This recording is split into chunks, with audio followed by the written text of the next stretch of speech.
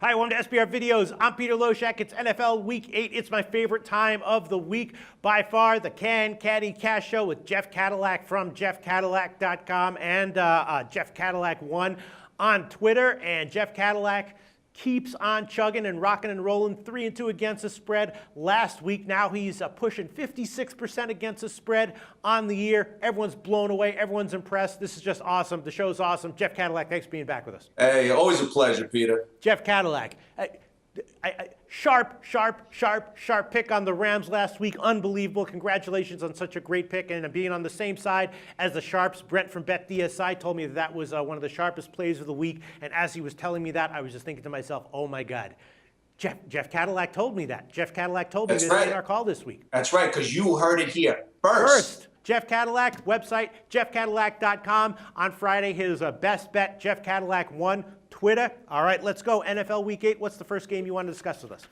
All right. This week I'm looking at 5 games. I definitely went over the schedule. This week is a tough schedule because there's a lot of teams that are basically, their skill set is pretty much even. Last week, what I found out is when you have crappy team versus crappy team, always take the crappy team with the points. Okay. Because it's always going to be so small of a margin right there that when crap plays crap, you got to have those extra points to win. So you're learning something new every week. Yeah, but anyway, let's learn that for sure. Okay.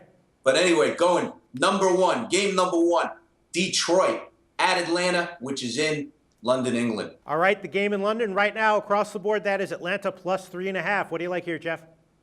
Okay, I love Detroit in this game. Okay. Last week, I liked Baltimore at home against Atlanta. Let me tell you something about Atlanta. Atlanta's got the 30th ranked defense. They're 27th against the run, 29th against the pass. Their offense isn't doing the job. Okay, last year they took a pass, a lot of injuries, a lot of things going on. You had third string wide receivers. This year everybody's back. You got maybe a couple of injuries, but nobody's doing the job. It seems like they forgot. The offensive line can't make any holes. Their running game is in the toilet. Detroit's defense last week, they came back from 23-10 against the Saints at home. The Saints are another story in themselves. Detroit's defense is really holding on. They were up, like I said, New Orleans was up 23-10. The defense of Detroit held on. They made some moves. Stafford got back into the game. They won that game. Detroit right now is moving forward. They did have a couple of losses. Atlanta's offense can't even get going. And Detroit, I think, is going to be very pumped for this game. This is almost like a road game for Atlanta because anything away from Atlanta is definitely road game for them. It's lights out in London for Atlanta. I like Detroit. Yeah, it does seem like Atlanta just forgot what their job is. Like, if you ask them, like, hey, do you have any idea what your job is? They'd be like, that's what I thought there. All right, and this also reminds me of the other London game, right? It was Oakland, again, a not great team as a favorite of about this line against a terrible team on paper. And the Sharps supposedly came in on the underdog. Wasn't even close. Easy winner for Miami. So you might be right there. Jeff Cadillac, all right, what's your second game you want to discuss this week? Okay, the second game I like is Buffalo at the Jets. The Jets right now, 3-point favorite. What do you like here, Jeff? I like the Jets here. Wow. Jets, I'll tell you what. Off the Thursday night loss against New England, they really played well. Granted, New England's run defense couldn't stop, a choo-choo train. But, they ran for over 200 yards. I see Jets going back to that, going to the ground and pound. Geno Smith had his best game definitely this year as a Jet, as a quarterback. He really read the defenses as well. Percy Harvin, I think, is you know what? He's going to last the rest of the season with the Jets, but after that, I think he's gone. He was a problem in Seattle. They got rid of him. He was a problem in Minnesota. The man is like Santonio Holmes, part 2. I don't like him in the Jets mix of things. I think he's going to take away some publicity, some news away from what's really the problems going on with the Jets. I think he'll have a couple of catches this week, and everybody will say, oh, he's great, he's this, he's that. I give him 2 catches for about 35 yards maybe, and that's about it. Buffalo had a nice win last week against Minnesota, but it should never even come down to that. Buffalo is just like, Kyle Orton he's definitely coming to his own over there. But Buffalo's got a lot of different other problems there, which I need to address. But this is a bounce back for the Jets. The Buffalo team, they won in the last second. They'll be like, okay, they're going, now they're going on the road. But the Jets at 1-6, they need this game. This is desperation written all over. They need this game. I like the Jets. Lay the 3. All right, desperation situation for the Jets. Funny how in football, desperation makes you more likely to be successful. Wouldn't it be great if it was like that with like getting laid? If like the more desperate you were to get laid, the more likely, the more chicks liked you. All right, I can certainly see your point there, Jeff Cadillac. What's the third game you had this week? Well, Peter, just to comment on that, sounds like a personal problem. So, huge personal problem. Huge personal problem. All right, what's your third game there? Okay, number 3, Green Bay at New Orleans. Okay, interesting matchup here. We've already had a lot of controversy with the professional handicappers I've discussed this game with. A lot of people saying that the line is very telling. If the Saints were a home dog, there'd be a lot of action there. So it's kind of telling that they're not right now. -1 and 1.5 are the widely available market lines. What do you like here, Jeff?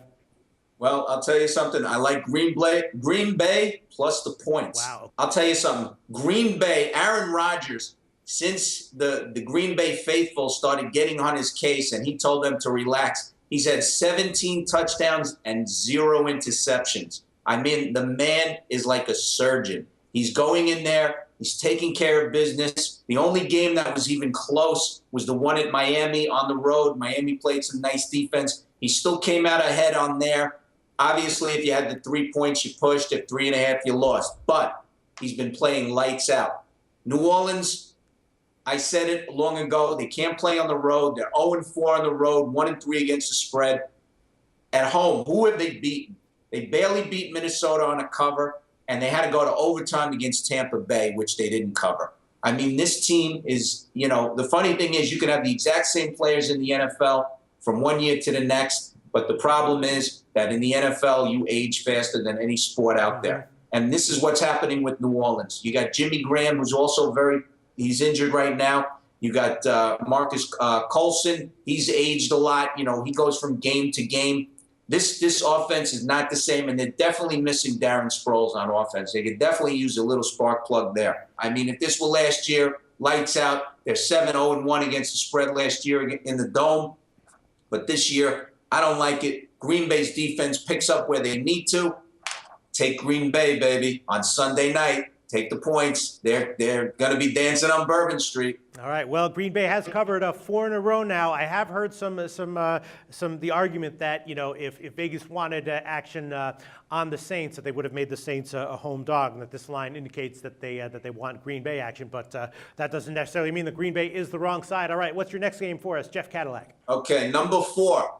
Baltimore at Cincinnati. Okay, another interesting game. Right now, Cincinnati is pick 'em or -1. What do you like here, Jeff?